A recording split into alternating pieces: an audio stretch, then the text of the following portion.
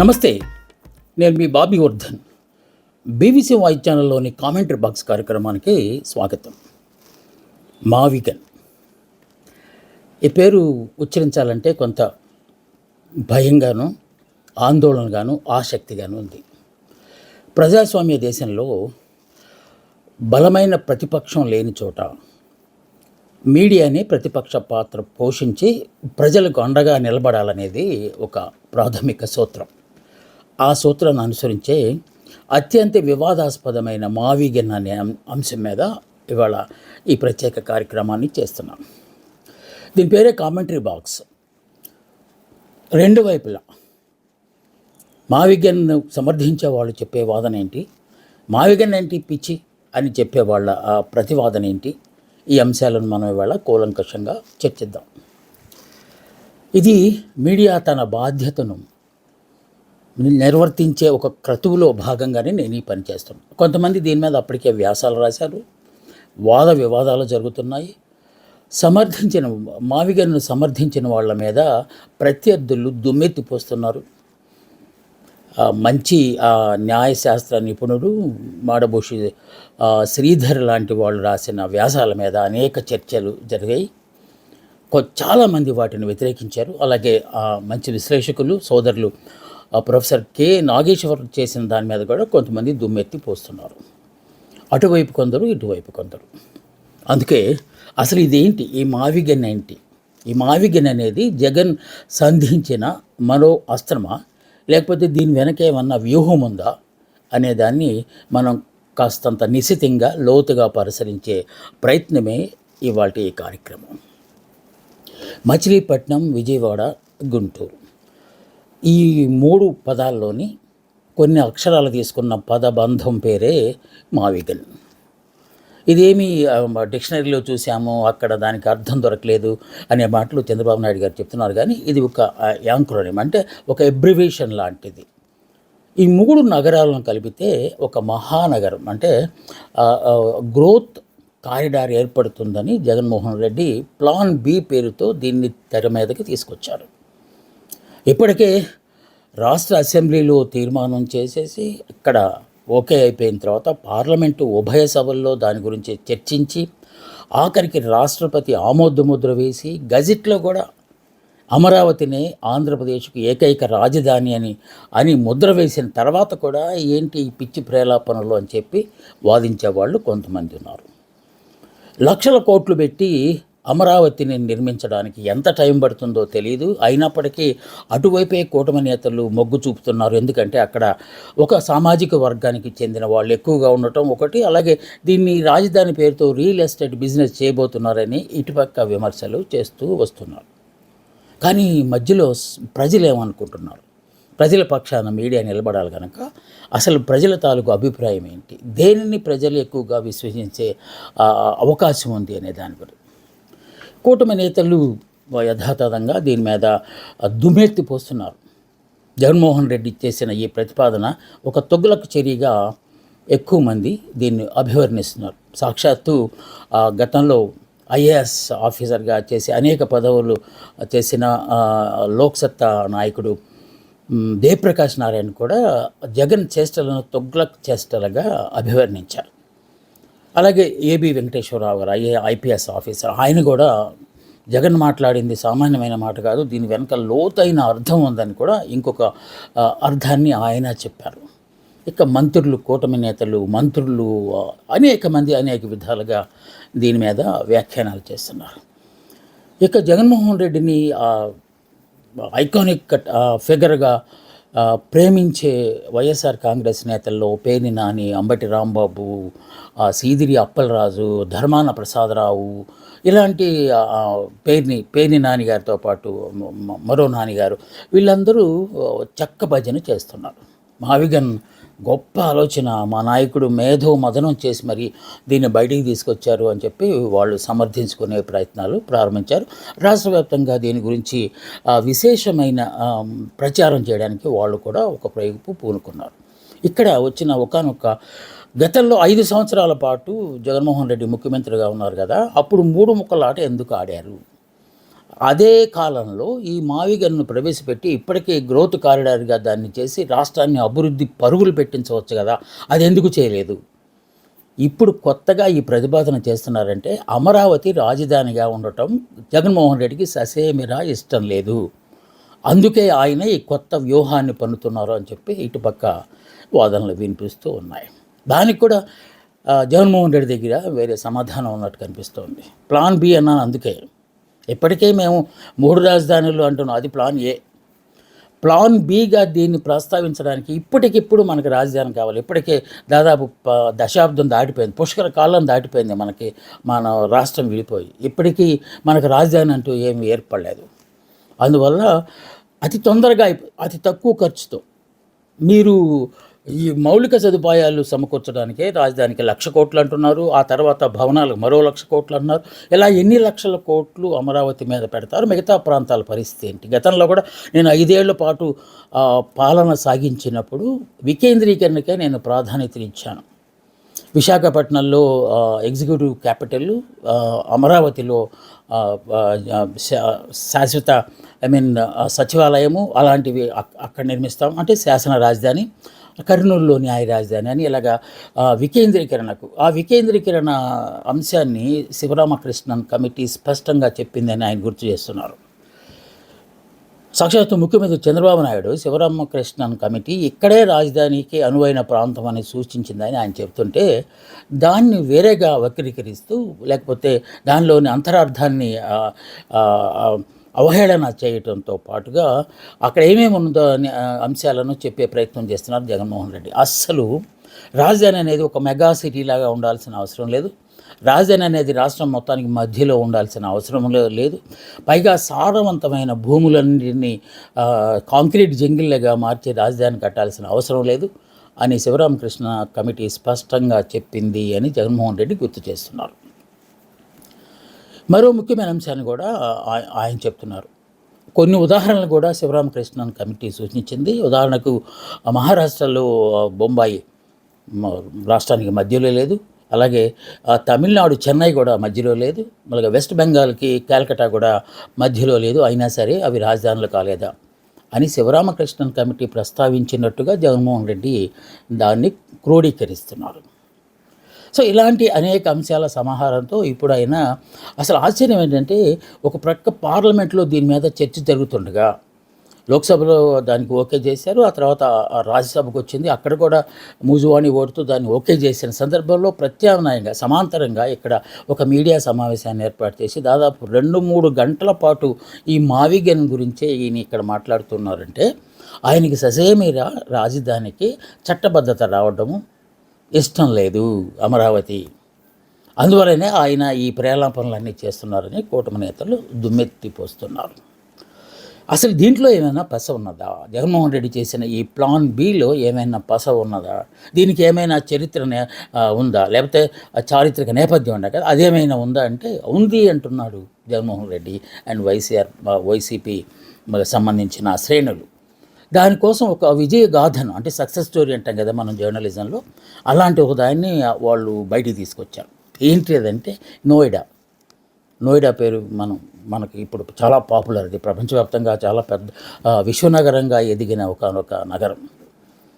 ఢిల్లీ బాగా క్రిక్కిరిసిపోయి జనసాంద్రత పెరిగిపోయి కాలుష్య సాకారంగా మారిపోయిన నేపథ్యంలో దీని సమాంతరంగా ఏదైనా మరో సిటీ ఉంటే బాగుంటుంది. అసలు 2 రాజధానుల ప్రస్తావన ఎప్పటి నుంచో వస్తుంది. హైదరాబాద్ని దేశ 2వ రాజధానిగా చేస్తారని ప్రస్తావన కూడా వస్తున్న నేపథ్యంలో సమాంతరంగా మరో రాజధాని లాంటి ఒక ప్రాంతాన్ని నిర్మిస్తే ఎలా ఉంటుంది అని చెప్పి ఈ నోయిడా ప్రస్తావన తీసుకొచ్చారని, ఈ నోయిడా అనేది కూడా మావిగన్ లాగానే కొన్ని పదాల సమాహారం అని చెప్పి ఆయన చెప్తున్నారు. ఏంటంటే new Okhla industrial development authority Noida. న్యూలో ఎన్ తీసుకున్నారు, ఓక్లాలో ఓ తీసుకున్నారు, ఆ ప్రాంతం పేరు ఓక్లా. అలాగే ఇండస్ట్రియల్ ఐ తీసుకున్నారు, అలాగే డెవలప్మెంట్లో డి తీసుకున్నారు, ఏలో అథారిటీలో ఏ తీసుకున్నారు, నోయిడా. చాలామంది ఈ నోయిడా ప్రస్తావన చేసినప్పుడు అందరు నవ్వారట. ఎందుకంటే అది ఒక పెద్ద జంగిల్ లాంటి ప్రాంతం అది. ఆ ప్రాంతంలో ఎలాంటి డెవలప్మెంట్ ఎలా సాధ్యమవుతుంది అని చెప్పి చాలామంది పెదవిరిచిన వాళ్ళు ఉన్నారు, విమర్శలు చేసిన వాళ్ళు ఉన్నారు, ఇప్పుడులాగానే ఈ తుగ్లక్ ప్రతిపాదన అన్న వాళ్ళు ఉన్నారు. కానీ అది ఇప్పుడు ఆ నోయిడా అనే ప్రాంతం ఇప్పుడు ఢిల్లీకి ఒక గుండెకాయలాగా తయారైంది. ఒక ప్రక్క ఢిల్లీ ఉంది, మరో ప్రక్క ఘజియాబాద్ ఉంది, ఇంకో ప్రక్క యమునా నది తీరం ఉంది, మన కృష్ణానది లాగానే. సో ఇక్కడ ఐటీ హబ్గా దాన్ని పూర్తిగా మార్చేశారు.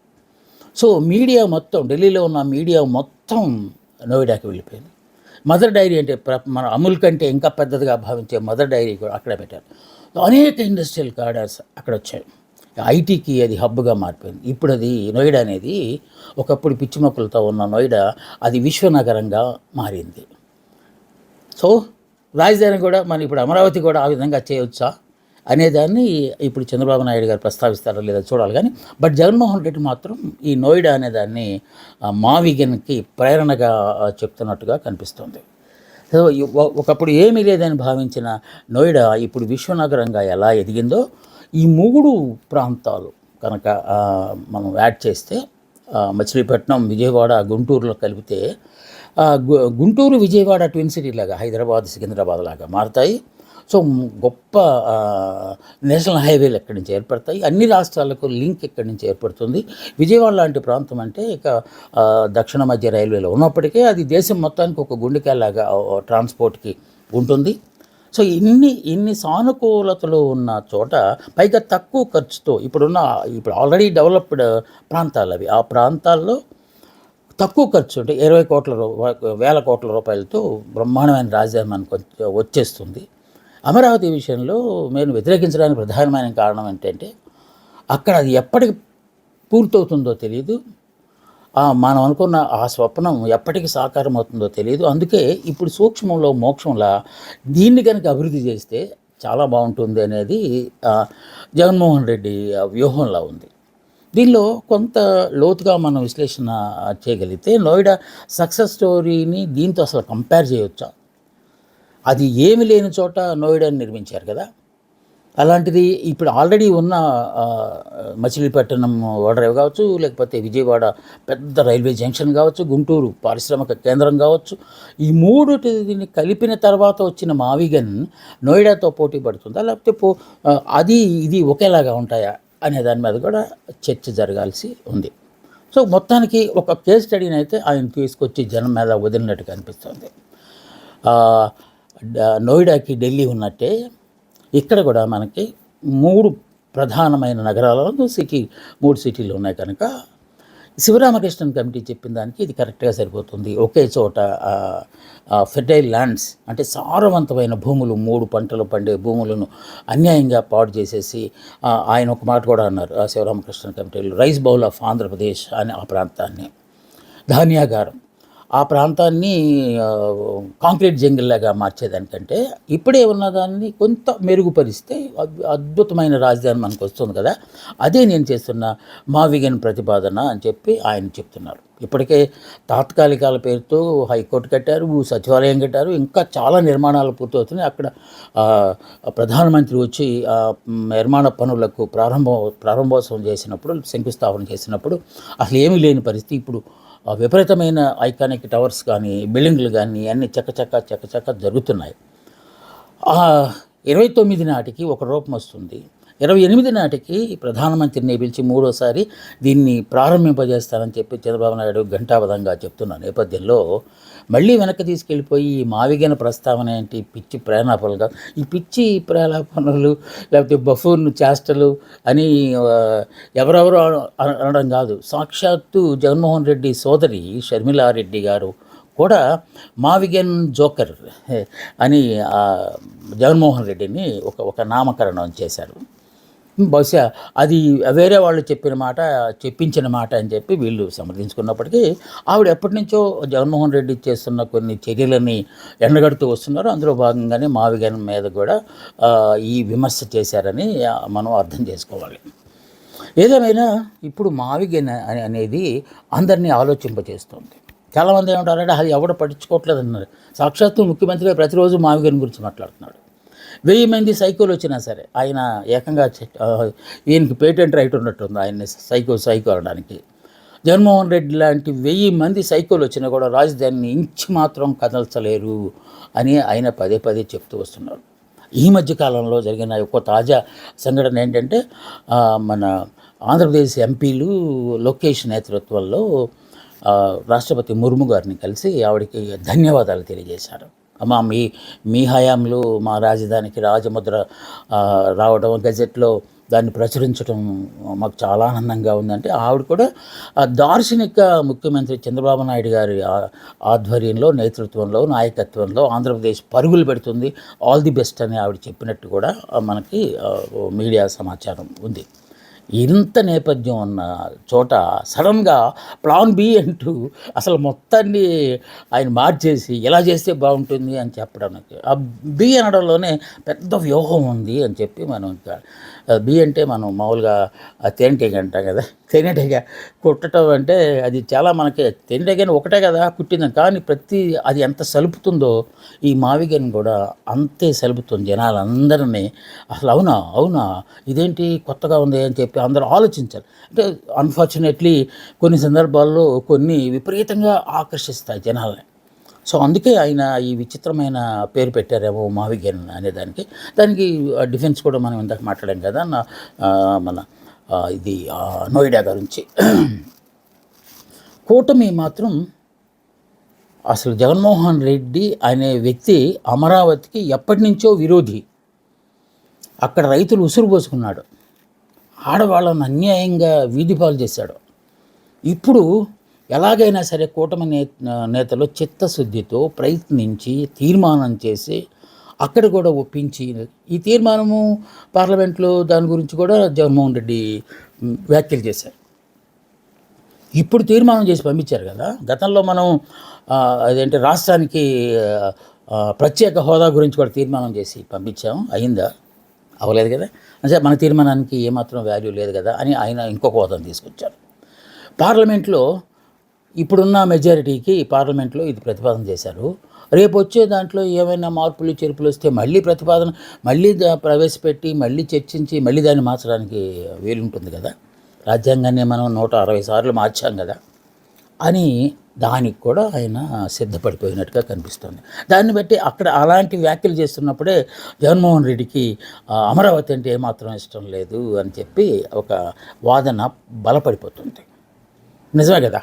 అది ఇప్పుడు ఇంత కష్టపడి చేసిన దాన్ని మళ్ళీ మేము రేపు వచ్చిన తర్వాత మార్చేస్తాము అని ఎవరైనా అంటే ఎంత కోపం వస్తుంది. అలాగే జనాలకు కూడా వస్తుంది. కానీ ఈ కానీలో చాలా అర్థం ఉంది. ఏమో ఎవరైనా వచ్చు, జగన్మోహన్ రెడ్డి చెప్తున్న ఈ మాటలే రేపేమైనా మళ్ళా ఒకవేళ అది ఇంపాసిబుల్. కానీ రాజకీయాల్లో ఏది ఇంపాసిబుల్ కాదు, ఏదైనా పాసిబులే. ఇందాక మనం అనుకున్నట్టు జగన్మోహన్ రెడ్డి చెప్తున్న తీర్మానం మళ్ళీ చేయలేమా? పార్లమెంట్లో మళ్ళీ కొత్తగా ప్రవేశపెట్టి ఇప్పుడు తెచ్చిన సవరణ చేయగలమా? మన్మోహన్ సింగ్ తెచ్చిన చట్టానికి ఇప్పుడు వీళ్ళు సవరణ చేశారు. వీళ్ళు సవరణ చేసినానికి మరో ఆయన వచ్చినప్పుడు సవరణ చేయలేమా? అలాంటి వాదనలు చేస్తున్నప్పుడు మాత్రం ఇక్కడ జనాలకు మండుకొస్తుంది. ఏంట్రా బాబు, ఏం చెప్పినా సరే ఏదో ఒక మాట తీసుకుంటుంది. అసలు వాస్తవానికి ఈయనకి రాజధాని అమరావతిలో ఉండటం ఇష్టం లేదు. అందుకే ఈ చిక్కు ప్రశ్నలన్నీ తీసుకొస్తున్నాడు అని చెప్పి ఏదో శివరామకృష్ణన్ కమిటీ నిజంగా ఏం చెప్పిందని నేను కూడా ఆ రిపోర్ట్ అంతా చదివాను. ఆయన నాట్ అడ్వైజబుల్ అని చెప్పి ఆయన సూచనప్రాయంగా అన్నీ చెప్పారు తప్ప ఇట్ షుడ్ బి అని ఎక్కడ ఇట్ షాల్ బి అని వాడారు ఆయన ఎక్కువ. అయితే బాగుంటుందండి. ఆల్ కమిటీస్ ఏ కమిటీ చేసినా కూడా రికమెండ్ చేస్తే కానీ కంపల్షన్గా మీరు ఇదే చేయాలని మాత్రం ఏ కమిటీకి అంత హక్కు ఉండదు. సో శివరామకృష్ణన్ కమిటీ చేసిన వాటిలో కొన్ని అటు కొన్ని ఇటు ఉన్నమాట వాస్తవం. నేను చెప్పిన మాట ఇంకా రైస్ బౌల్ అన్న మాట వాళ్ళు స్పష్టంగా వాడారు. దాంట్లో 3 పంటల బండి మా ప్రాంతాన్ని మీరు పాడు చేయొద్దు అని చెప్పారు. విజయవాడ ఆ పరిసర ప్రాంతాలను కూడా వాళ్ళు సజెస్ట్ చేసినట్టుగా కూడా ఆ కమిటీలో ఉంది. దాన్ని మనం ఏమి తీసుకోవాలో దాన్ని మాత్రమే తీసుకొని ముందుకు వెళ్తున్నాము అని చెప్పి మన చంద్రబాబు నాయుడు గారు చెప్తున్నారు. సో కానీ వాటిల్లో కాస్త నెగటివ్ అర్థం వచ్చే వాటిని మాత్రమే హైలైట్ చేసి శివరామకృష్ణన్ కమిటీ వద్దని చెప్పింది కదా అని చెప్పి జగన్మోహన్ రెడ్డి వాదన చేస్తున్నారు. వీళ్ళ దాంట్లో న్యాయమే అనిపిస్తుంది, వాళ్ళ దాంట్లో న్యాయమే అనిపిస్తుంది. కొన్ని వాళ్ళు సానుకూలంగా మార్చుకుంటే కొన్ని వీళ్ళు ప్రతికూలంగా వాటిని మార్చి ప్రచారం చేస్తున్నారు. మధ్యలో ప్రజలు కన్ఫ్యూజ్ అయిపోతారు. అసలు ఇన్నాళ్ళైనా సరే మనకు రాజధాని లేకుండా పోయింది, మీ రాష్ట్ర రాజధాని అంటే ఏది అంటే చెప్పుకోలేని పరిస్థితి వచ్చింది అని చెప్పి. కాకపోతే రాజధానికి అమరావతి అనేది ఇన్నాళ్లకు గెజెట్లో వచ్చింది. మనం ధైర్యంగా మన ఆంధ్రప్రదేశ్ రాజధాని అమరావతి అని చెప్పుకునే ఒక వెసులుబాటు మనకి వచ్చేసింది. దాని మీద సందేహం అయితే లేనే లేదు. కాకపోతే ఈ కొత్త ప్రతిపాదన ఒకవేళ భవిష్యత్తులో పవన్ కళ్యాణ్ గారు, ఉప ముఖ్యమంత్రి పవన్ కళ్యాణ్ గారు అన్నట్టు మరీ 15 ఏళ్ల పాటు మా కూటమి పాలన ఉంటుంది, మనం అందరం కలిసి ఉంటే జగన్మోహన్ రెడ్డిని తక్కువ అంచనా వేయొద్దు ఆయన చెప్పిన మాట ఒకసారి మనం గుర్తు చేసుకోవాలి. ఏమో ఇలాంటి ఆలోచనలు చేస్తున్నందుకే జగన్మోహన్ రెడ్డిని తక్కువ చేయొద్దని, మన బలహీనతే ఆయన బలంగా మారే అవకాశం ఉందని చెప్పి పవన్ కళ్యాణ్ గారు చెప్పిన దాన్ని కూడా కొంత మనం ఆలోచించాల్సిన ఆస్కారం ఉంది. ఎందుకంటే ఎదుటి వ్యక్తి బలాన్ని అంచనా వేయడంలో పొరపాట్లు చేయకూడదు, చాలా జాగ్రత్తగా ఉండాలి, కలిసికట్టుగా ఉండాలి. 15 ఏళ్ల పాటు నిజంగానే కూటమి పాలన ఉంటే అద్భుతమైన అమరావతి కళ ఫలించే ఆస్కారం ఉంది. కానీ మధ్యలో ఏమైనా చీలికలు పీలికలు వచ్చి మార్పులు జరిగితే గన్లాగా పేలే ఆస్కారం కూడా ఉంది. ఎందువల్లనంటే ఆయన ప్లాన్ బి అని చెప్పుకుంటూ వస్తున్న దాన్ని, అంటే జగన్మోహన్ రెడ్డిని చాలామంది జగమోండి అంటారు. ఆయన ఒకటి ఏదైనా అనుకున్నారంటే దాని మీదే ముందుకెళ్తుంటారు అనే ఒక వాదన కూడా ఉంది. కాబట్టి యువతలు ఉన్నది 40 years ఇండస్ట్రీ, చాలా అనుభూశీలైన అపరచాణక్యుడిగా పేరుగాంచిన చంద్రబాబు నాయుడు గారు ఉన్నారు. కనుక ఈ చాణక్యం పాలన చేయటంలో కాకుండా ఈ పాలన కొనసాగింపులో కూడా ఉంటేనే ఈ స్వప్నం సాకారం అవుతుంది.